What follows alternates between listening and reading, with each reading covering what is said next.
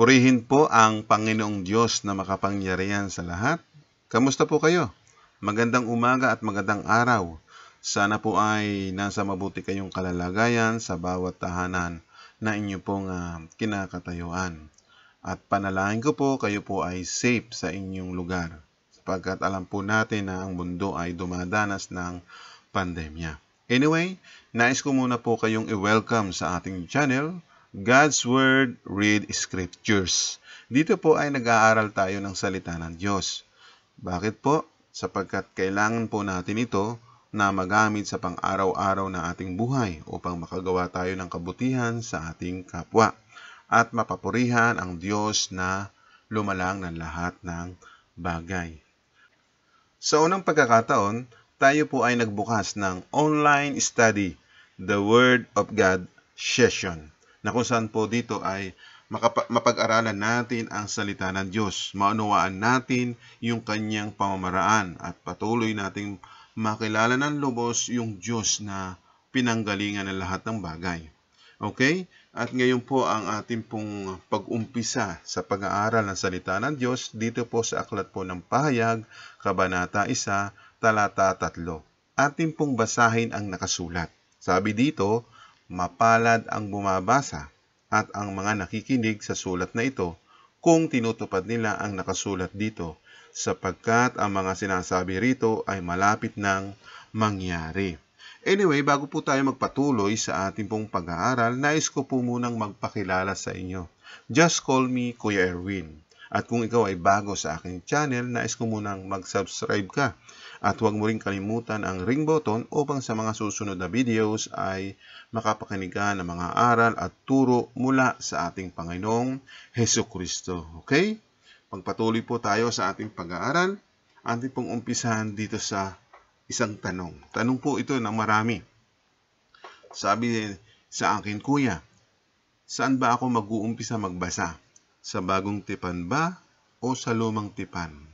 Ang totoo po niyan, mga minamahal, kung babasahin po natin ang Biblia sa buong maghapon, hindi agad natin ito matatapos. Kaya, kailangan mong magbigay ng panahon para matapos. Okay? So, ang Biblia po, dapat natin pong maintindihan, tulad po ng sinabi dito sa Aklat ng Pahayag, mapalad ang bumabasa at ang mga nakikinig sa sulat na ito, kung tinutupad nila ang nakasulat dito, sapagkat ang mga sinasabi rito ay malapit nang mangyari. Matatawag kang mapalad kung nagbabasa ka. Matatawag ka rin mapalad kung ikaw ay nakikinig. Ibig sabihin, pag binasa mo at nakinig ka, kailangan mong tuparin para matawag kang mapalad. Kung ikaw naman ay nagbabasa, hindi ka naman nakikinig sa mga aral ng Panginoon, hindi ka matatawag na mapalad. Vice versa. Kung ikaw naman ay nakikinig, hindi ka naman nagbabasa, hindi ka rin matatawag na mapalad. Sapagkat, sabi dito, kung tinutupad nila ang nakasulat dito, ay nakasulat, kailangan mong magbasa, kailangan mong makinig. So, ibig sabihin, parehas mo siyang tutuparin. Dapat makinig ka, dapat ka rin magbasa. Ngayon, sa ating pong pagbabasa ng Biblia, dapat po nating maunawaan na ang Biblia po ay naglalaman ng salita ng Diyos. The Bible contains the Word of God. Ngayon, bibigyan ko po kayo ng kaalaman at pangunawa sa aklat po ng Biblia. Ganito po yan. Ang Biblia po ay may dalawang parte. May lumang tipan at may bagong tipan. Doon po sa lumang tipan ay may 39 na aklat at dito naman po sa bagong tipan ay may 27 aklat. Ang kabuuan po nito ay may 66 na aklat. Ngayon, dagdag po kaalaman. Unahin po muna natin itong lumang tipan. Dito po sa lumang tipan ay may 5 section na kung saan ay madali nating ma-determine. Doon po sa 5 aklat na tinatawag na Torah, na ang sumulat po nito ay si Propeta Moises. Mula sa Genesis, Exodus, Leviticus, Numbers, and Deuteronomy. Dito naman sa pangalawa, History. Ito po ay kasaysayan ng mga Israelites mula sa sulat po ni Joshua, Judges, Ruth, 1st and 2nd Samuel, 1st and 2nd Kings, 1st and 2nd Chronicles, Ezra, Nehemiah, and Esther. Dito po ay may 12 aklat. Dito po sa pangalawang section. Dito naman po sa pangatlo na tinatawag na Poetry and Wisdom. Ito naman po ay may 5 aklat mula po sa sulat ni Job, Psalms, Proverbs, Ecclesiastes, and Song of Solomon. Yan. Yan pong 5 aklat na yan, nagbibigay po ito ng karunungan at kaalaman sa mga taong nagnanais na maglingkod sa Panginoon. Kaya huwag niyo pong kalimutan na basahin ito sapagkat ito ay may karunungan at kaalaman at pangunawa sa mga taong natatakot sa Panginoon. Amen? At dito naman po sa pang-4, major prophets. Ito po ay mga lingkod ng Diyos na sumulat po rin po patungkol sa ating Panginoon Kristo. Dito po sa aklat ng Isaiah, Jeremiah, Lamentation, Ezekiel, and Daniel. Alam niyo po ba, yung sumulat ng Lamentation ay si Jeremias din po ang sumulat nito. Okay? At dito naman po sa panghuli, minor prophets. Kung saan po may 12 ding aklat na ang sumulat po ay sina Hosea, Joel, Amos, Obadias, Jonah, Mika, Nahum, Habakuk, Zephaniah, Haggai, Zechariah, and Malakay. Yan po ay meron pong 39 na aklat dito sa Lumang Tipan. Okay, punta naman po tayo sa Bagong Tipan. Ganoon din po, may 5 section din po ito. Doon po sa unang 4 na aklat na tinatawag po na Gospel o Ebanghelyo, ang sumulat po ng Ebanghelyo ng Diyos ay sina Matthew, Mark, Luke, and John. Ang pangalawa naman po ay history. Ito po yung mga gawa ng mga apostol, kung paano sila gumawa ng himala sa tulong po ng Diyos at paano nila naibahagi ang Ebanghelyo ng Diyos sa bawat parte na lugar na itinuro ng Panginoon. Okay? At si Apostol Pablo naman po ay sumulat sa mga iglesia. So yung kanyang sulat po ay 14. Mula sa Romans, 1st and 2nd Corinthians, Galatians, Ephesians, Philippians, Colossians, 1st and 2nd Thessalonians, 1st, 2nd Timothy, Titus, Philemon, and Hebreo. Bigyan ko rin po kayo ng kaalaman dito sa aklat ng Hebreo. Marami po nagkakaroon ng misteryoso dito sa aklat ng Hebreo sapagkat karamihan sa iba ay hindi naiintindihan sino ba talaga daw ang sumulat ng Hebreo. Ngayon po, para mapatunayan natin, may gagawin akong video para dito para maunawaan natin kung sino talaga ang sumulat ng aklat ng Hebreo. At ang pang-4 naman po, mga apostol letters dito po sa mula kay James, 1st and 2nd Peter, 1st and 2nd, 3rd John, and Jude. So itong 4 na apostol nito, dagdag din po kaalaman sa bawat isa sa atin. Ito po yung mga kapatid ng ating Panginoong Kristo sa magulang po ni Maria, Berhing Maria. Atin pong basahin sa aklat po ng Mateo, Kabanata 13, talata 55. Ito po ang nakasulat. Hindi ba't anak siya ng karpentero? Hindi ba't si Maria ang kanyang ina? At ang mga kapatid niya ay sina Santiago, Jose, Simon at Judas. Yan po ang nakasulat. Yan po ang mga kapatid ng Panginoong Hesukristo. Okay, ang panghuli po ay prophecy na tinatawag nating pahayag. Ang sumulat naman po nito ay si Apostol Juan na minamahal ng ating Panginoon. Ngayon, kung ang Biblia po ay may 66 na aklat at may nagsabi sa atin na kulang daw ang Biblia, ang pwede nating isagot sa mga taong nagdududa ay ito po sa aklat ng basahin po natin sa aklat ng Juan, Kabanata 21, talata 25. Atin pong basahin. Marami pang mga bagay ang ginawa ni Jesus. Kung isusulat ang lahat ng ito, palagay ko'y hindi magkakasya sa buong mundo ang lahat ng aklat na maisusulat. Alamin po natin ang katotohanan dito po sa sulat ng ikalawang Timoteo, Kabanata 3, talata 16 hanggang 17. Atin pong basahin ang nakasulat. Lahat ng kasulatan ay isinulat sa pamamagitan ng kapangyarihan ng Diyos. at mapapakinabangan sa pagtuturo ng katotohanan, pagsasaway, pagtutuwid, at sa pagsasanay sa matuwid na pamumuhay para maging handa sa lahat ng mabubuting gawa ang naglilingkod sa Diyos. Inap na po yung Biblia na nakumpile na 66, sapagkat diyan din natin kukunin yung salita ng katotohanan, paano natin sasawayin yung mga maling pananampalataya sa pamamagitan din po ng salita ng Diyos para maituwid din yung mga taong liko ang pamumuhay. At meron pong paghahanda doon sa mga nagnanais na maglingkod sa Diyos. Narito po yung mga paraan upang diyan sa nakasulat sa Biblia, diyan natin hahanapin yung paraan ng paglilingkod sa Diyos. At dapat din nating malaman na ang Biblia ay hindi sinulat sa paraan ng kaisipan ng tao. At pong basahin dito sa 2 Pedro, Kabanata 1, talata 20. Atin pong basahin ang nakasulat.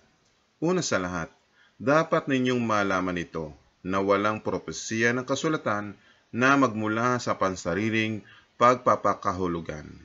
Ibig sabihin, sa isang salin naman, para mas maintindihan natin, higit sa lahat, dapat ninyong tandaan na ang lahat ng isinulat ng mga propeta sa kasulatan ay hindi ayon sa sarili nilang interpretasyon. So, yon. So, kailangan kapag ang isang nangangaral ay hindi nag-i-interpret his own self, kailangan natin maintindihan na ang Biblia po ay naglalaman ng salita ng Diyos. Iyon din po dapat ang ating ipapahayag. Salita rin ng Diyos. Hindi pwede tayong magkaroon ng pag-imbento sa pangangaral.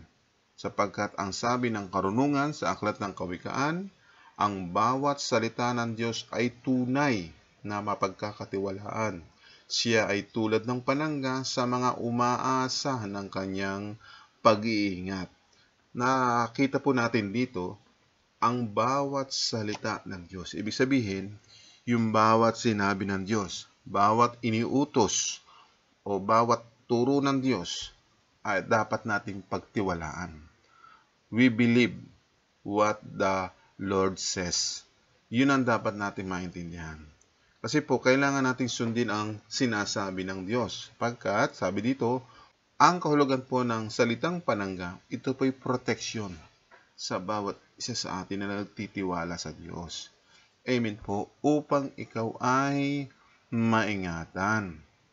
Sapagkat, ang Biblia po ay hindi natin basta-basta ito maunawaan kung wala tayong tinatawag na pagkaunawa sa mga espiritual na mga bagay. Atin pong basahin sa sulat ni Apostol Pablo sa mga taga-Kolosas, Kabanata 1, talata 9. Atin pong basahin ang kanyang sulat. Kaya't mula ng araw na aming marinig ito, hindi kami tumigil ng pananalangin para sa inyo at sa paghiling na kayo'y punuin ng kaalaman ng kanyang kalooban sa buong karunungan at pagkaunawang espiritual. Kailangan po may mananalangin doon sa mga taong nagnanais maglingkod at doon sa mga magbabasa ng Biblia, maunawaan yung nilalaman ng Biblia sapagkat po maunawaan lang po natin yung nilalaman ng Biblia na kung saan po yung salita ng Diyos, yun po ay maunawaan po sa pagkaunawang espiritual. So, maunawa lang natin ito kung mapagkalooban tayo ng kaalaman at karunungan. Sapagkat sinabi pa rin po ni Apostol Pablo sa kanyang mga sulat doon sa unang Korinto, Kabanata 2, talata 13. Atin pong basahin ang kanyang sulat. Kaya nga, ipinapangaral namin ang mga bagay na ito sa pamagitan ng mga salitang mula sa Banal na Espiritu at hindi mula sa karunungan ng tao. Ipinapangaral namin ang espiritual na mga bagay sa mga taong pinananahanan ng Espiritu. Yun. Ito po, bago natin talaga maunawaan ang salita ng Diyos, nabigyan po tayo o naturuan po tayo, nagabayan po tayo ng Banal na Espiritu, nang sa ganun po ay maunawaan natin yung nilalaman ng Biblia. Okay po?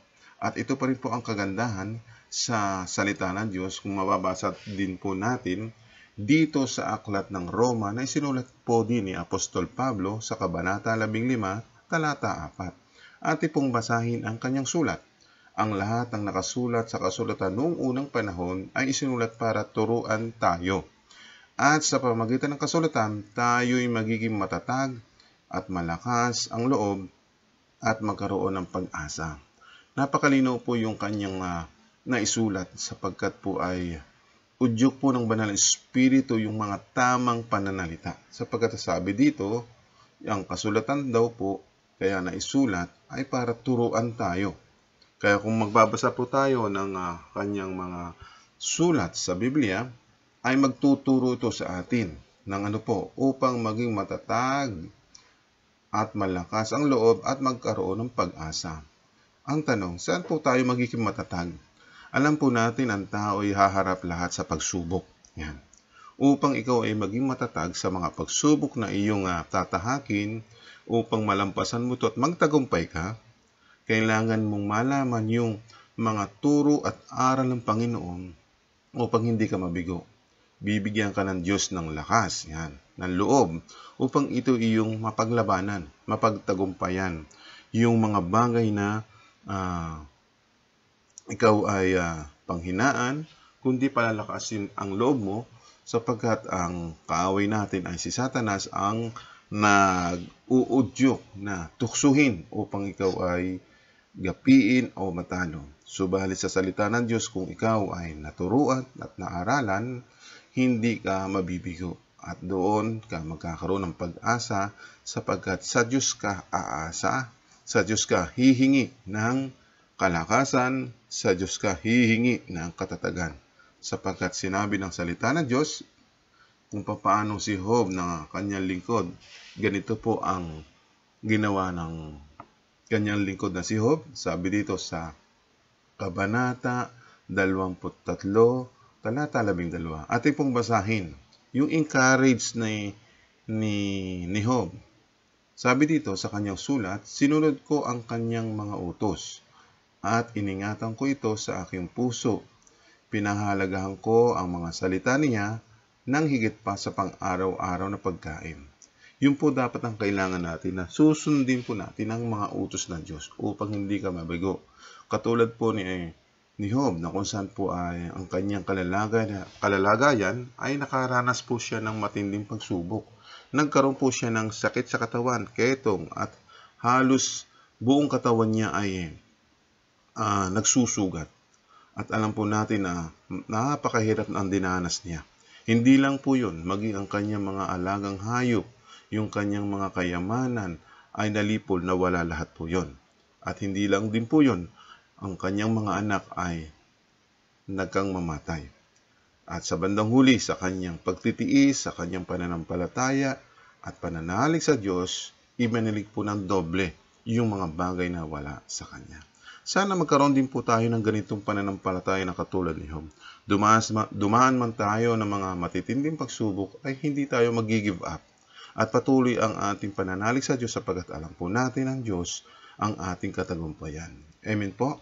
At ituloy po natin dito sa aklat po ng Salmo na kung saan po ay makapagbibigay ito sa atin ng liwanag sa mga taong kulang sa kaalaman. Ang sabi po dito sa aklat po ng Salmo, Kabanata 119 at talata 130. Ating pong basahin. Ang pagpapahayag ng iyong mga salita ay nagbibigay liwanag sa isipan ng tao at karunungan sa mga wala pang kaalaman. Yan po ang napakaganda. Mauunawaan talaga natin ang Biblia kung pagkakalooban tayo ng karunungan ng espiritual. Amen po.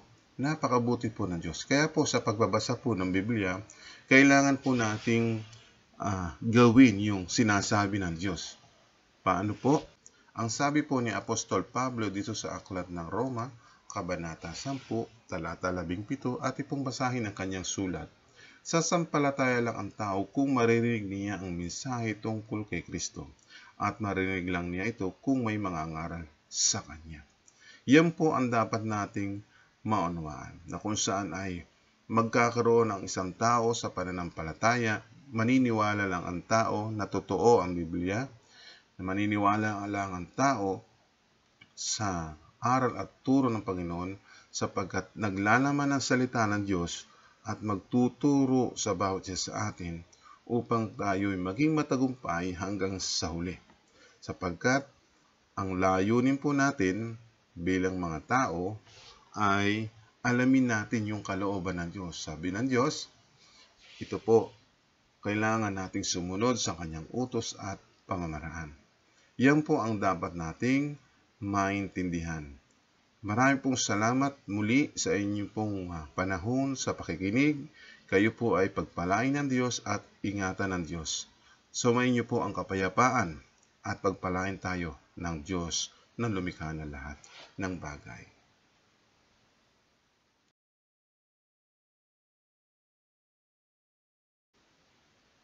Tayo po ay saglit na manalangin. Ama, marami pong salamat sa iyong mga biyaya at pagpapala. Salamat sa iyong salita na nagbigay ng kaunawaan sa amin sa mga aral at pagtuturo mo, Panginoon, sa mga oras na ito. Na amin pong napakinggan na kung saan po ay napakahalaga po ng iyong mga salita. Ng iyong pong mga aral at turo ay pakikinabangan namin upang kami ay magtagumpay sa mundo ng aming nilalakaran. Kaya Panginoon, patuloy mo kaming samahan at ingatan. Gabayan mo kami ng iyong mga salita, maging ilaw at tanglaw sa aming dadaanan upang kami ay hindi madapa. Kaya Ama, sa bawat nakinig ngayong araw na ito, patuloy mo silang iingatan at gagabayan at poproteksyonan. Ano man o Diyos ang kanilang pangangailangan sa araw-araw, Lord, provide them, Lord God. Maging ang kanilang katatayuan kung sila man po ay may sakit, kung sila po man ay may karamdaman, aking pong hinihiling at dinadalangin sa iyo, Ama, na sila ay inyo pong pagalingin sa mga taong nagkakaroon po ng matinding hinagpis at pagsubok. Lord, samahan niyo po sila. Huwag mo siyang hayaan sila na sila ay hindi sila magkaroon ng anumang bagay na ikatatakot, kundi palakasin niyo po ang kanilang loob at patatagin at magbuong pusong silang magtiwala sa iyo. Ama, muli ako po'y nagpapasalamat sapagkat ikaw ay Diyos na makapangyarihan sa lahat. Magagawa mo sa isang tao kung sila po ay magkakaroon ng tamang pananampalataya sa iyo. Kaya Lord, we pray for them, Lord God. Bless them, O Lord God.